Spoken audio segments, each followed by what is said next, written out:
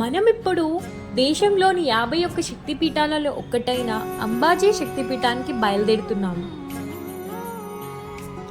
అనురాగంతో లాలించిన, ఆపదలో దారి చూపించిన, సకల సృష్టికి మూలమైన ఆ జగదాంబకే చెల్లుతుందని భక్తులు నమ్ముతారు.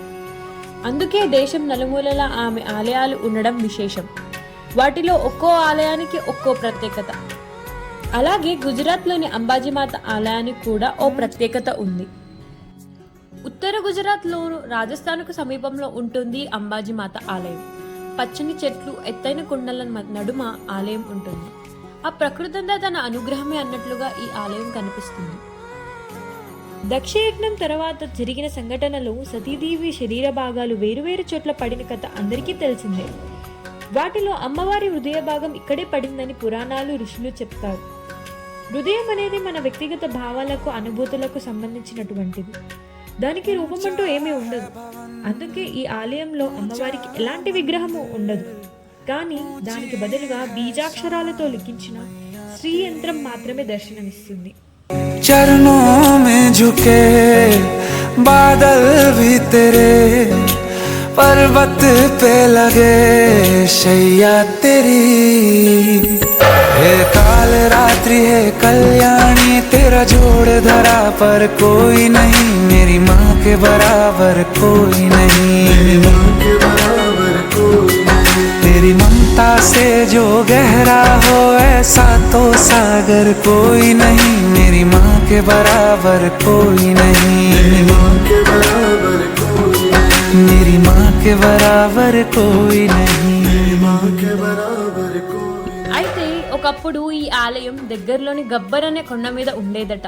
పూర్వం దంతుడనే రాజు అక్కడ కొండ మీద ఉన్న అమ్మవారిని ఎలాగైనా తన రాజ్యానికి తీసుకెళ్లాలని అనుకున్నాడట.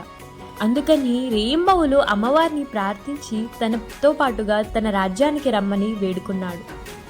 రాజు ప్రార్థనను మన్నించిన ఆ అమ్మవారు ఒక్క షరతును మాత్రం విధించింది. తాను రాజు వెనకే వస్తానని, కానీ పొరపాటున కూడా రాజు వెనక్కి తిరిగి చూడకూడదని షరతు. ఆ షరతును గనుక రాజు ఉల్లంఘిస్తే తాను అక్కడి నుంచి ఒక్క అడుగు కూడా ముందు కదలని అమ్మవారు సరే సరే చెప్పేస్తాడు. రాజు దానికి సరే అని రాజ్యానికి ప్రయాణం కట్టాడు. అమ్మవారిని తీసుకుని ప్రయాణం చేస్తున్న రాజుగారు తన కుతూహలంతో కొంత దూరం వచ్చాక వెనక్కి ఓరచూపు చూశాడు. దానితో షరతు ప్రకారం అమ్మవారు అక్కడే స్థిరపడిపోయారు. चंदा भी तेरे जैसा उजागर कोई नहीं, मेरी माँ के बराबर कोई नहीं। ये काल रात्रि है कल्याणी, तेरा जोड़ धरा पर कोई नहीं, मेरी माँ के बराबर कोई नहीं।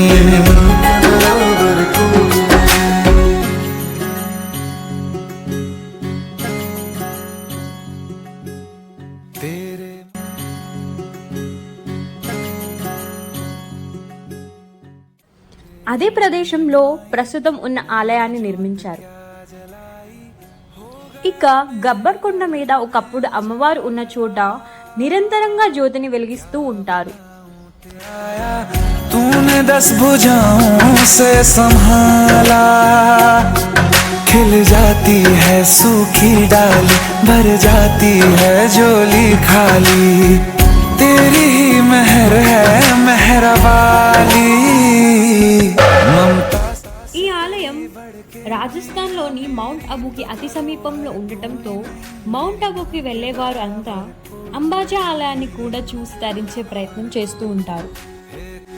काल रात्रि है कल्याणी, तेरा जोड़ धरा पर कोई नहीं, मेरी माँ के बराबर कोई नहीं। तेरी ममता से जो गहरा हो ऐसा तो सागर कोई नहीं, मेरी माँ के बराबर कोई नहीं। ఇక్కడ ఈ ఆలయమే కాకుండా సమీపంలో కోటేశ్వర ఆలయం, గబ్బర్ కొండ, సరస్వతి నది ఆవిర్భవించిన చోటు, వాల్మీకి ఆశ్రమం, కైలాసకొండ, ఇలా లెక్కలేనన్ని దివ్యక్షేత్రాలు కనిపిస్తాయి.